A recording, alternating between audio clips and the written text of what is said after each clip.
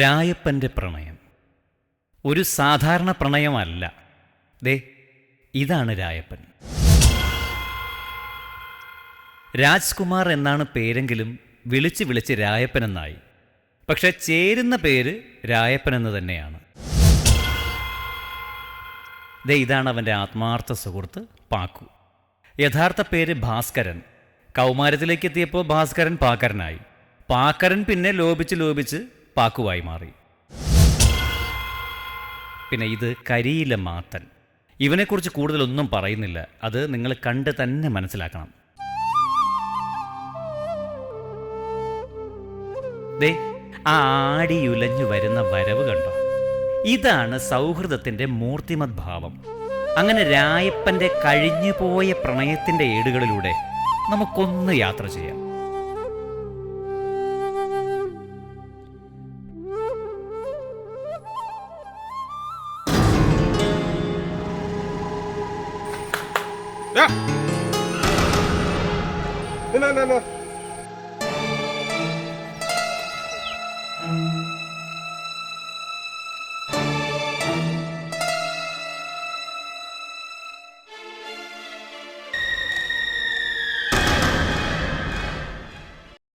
പിന്നെ ദേ ഇതാണ് കഥയിലെ നായിക മായ.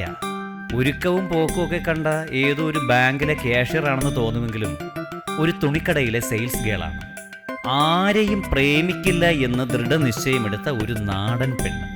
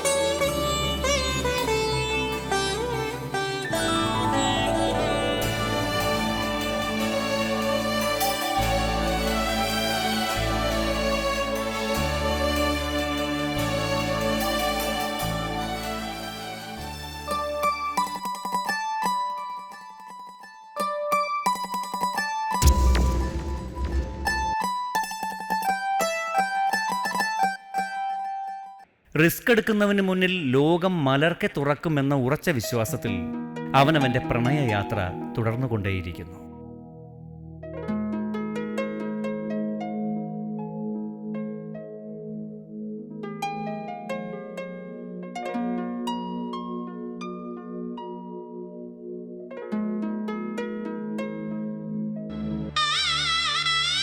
നാട്ടിലെ തോടുകളിൽ ഇത്തരം മീനുകൾ സർവ്വസാധാരണമാണെങ്കിലും അത് രായപ്പൻ പ്രേമിക്കാൻ തിരഞ്ഞെടുത്ത പെണ്ണിൻ്റെ മുൻപിൽ വെച്ചായതാണ് കഷ്ടം.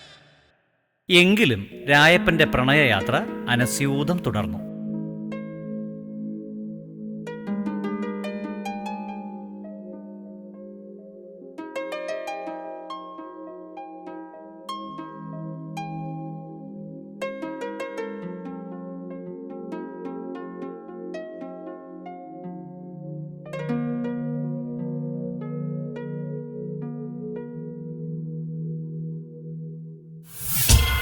വേദനകളും യാതനകളും ഒന്നും രായപ്പനൊരു പ്രശ്നമേയല്ല.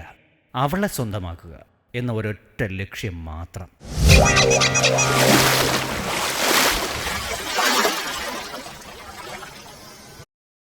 ഇതൊരു നാടകമായി നിങ്ങൾക്ക് തോന്നിയെങ്കിൽ ഇതല്ല, ഇതിനപ്പുറം ചാടിക്കടന്നവനാണ് ഈ രായപ്പൻ.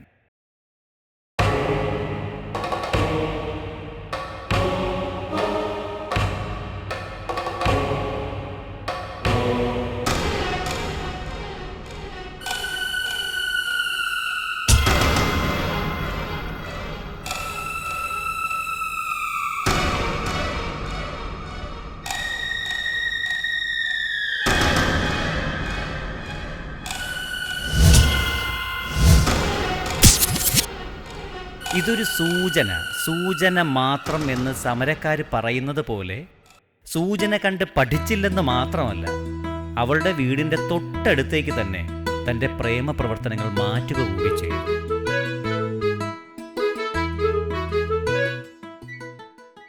പ്രധാന ഉപദേഷ്ടാവ് എന്ന നിലയിൽ പാക്കുവിനെ നമുക്ക് മാറ്റി നിർത്താൻ പറ്റില്ലല്ലോ. അവനും അലയുകയാണ് രായപ്പന് വേണ്ടി.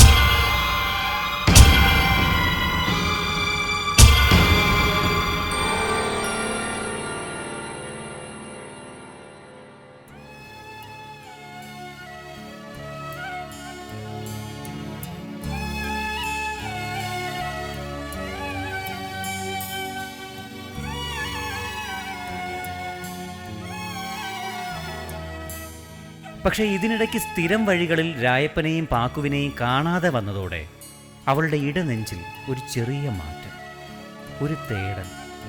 അത് ചിലപ്പോൾ ഇനി വല്ല പ്രേമവും ആണോ എന്താണെന്നറിയില്ല. എന്തായാലും അവൾ അസ്വസ്ഥയാണ്.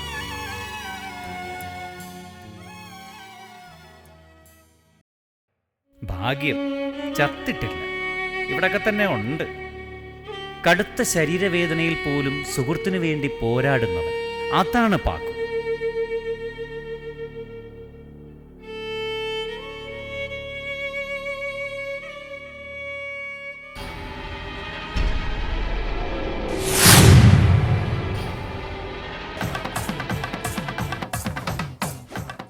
നിർഭാഗ്യങ്ങളുടെ ഘോഷയാത്രയിൽ തളരാതെ പാക്കു യാത്ര തുടർന്നുകൊണ്ടേയിരിക്കുന്നു.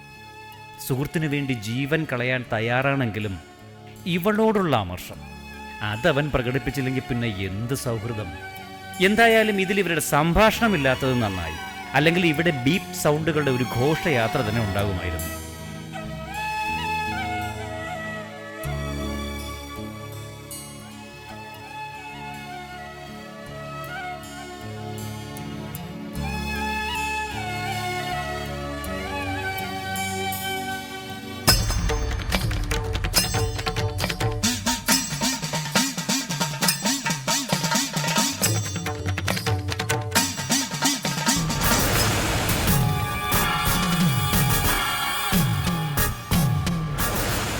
രായപ്പൻ്റെ മനസ്സിൽ നിന്നും ഇവൾ പോകാത്തിടത്തോളം തൻ്റെ ശരീരത്തിലെ എല്ലുകൾ ബാക്കിയുണ്ടാവില്ല എന്ന ചിന്തയായിരിക്കാം പാക്കുവിനെ ഇതിന് പ്രേരിപ്പിച്ചത്.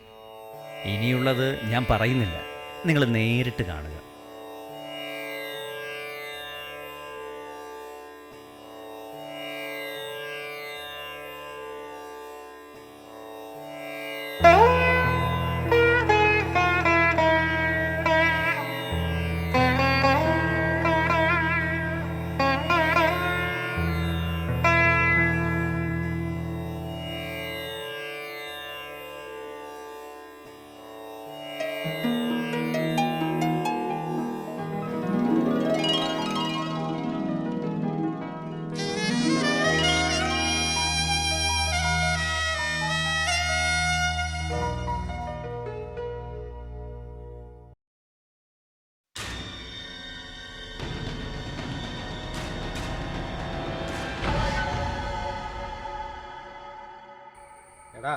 കല്യാണവും കഴിഞ്ഞ് കൊച്ചൊന്നായി. നീ എന്തിയാ കൊട്ടേഷന്റെ പൈസ തരാത്ത എന്തി?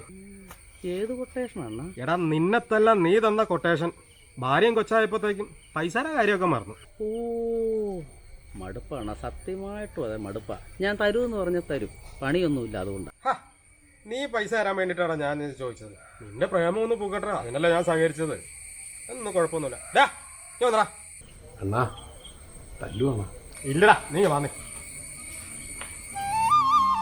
എടാ അളിയാ, കൂട്ടുകാർക്ക് വേണ്ടിയിട്ട് ഇങ്ങനെയൊക്കെ ഒരു കൊട്ടേഷൻ നേടാൻ കഴിച്ചു, പിന്നെ എന്തോന്ന് ഫ്രണ്ട്ഷിപ്പാണ്. അതെ, സുഹൃത്തുക്കൾക്ക് വേണ്ടി ആത്മാർത്ഥമായി എന്തെങ്കിലുമൊക്കെ ചെയ്യുമ്പോഴാണ് സൗഹൃദം സൗഹൃദമാകുന്നത്. മറ്റൊരു ചിത്രകഥയുമായി വരുന്നതുവരെ എല്ലാവർക്കും ശുഭദിനം.